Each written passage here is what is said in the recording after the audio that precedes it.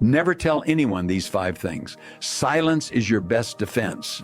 Those who move quietly stay powerful. Listen carefully. Here are 5 things you should never reveal. Number 1, never reveal your next move. Real power moves in silence. The moment you announce your plans, you give others the chance to interfere. Let results speak for you. Yeah. Number 2, never discuss your finances. Yeah. If you have little, they'll dismiss you. If you have much, they'll envy you. Keep them guessing. Your bank account is not a conversation. Number 3, never announce your good deeds.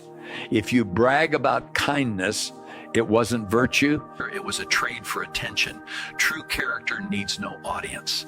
Number 4, never complain about your problems. Half the world doesn't care, the other half is glad you have them. Endurance is built in silence. Number 5, never share family secrets. Your home is a fortress. What happens inside stays inside. Don't hand the world weapons against your peace. And here comes the most important part. A wise person speaks because they have something to say. A fool speaks because they have to say something. Master silence and you master yourself. Now, if you think this content is good, or tag that one friend who needs to see this, and don't forget to like, share, and follow.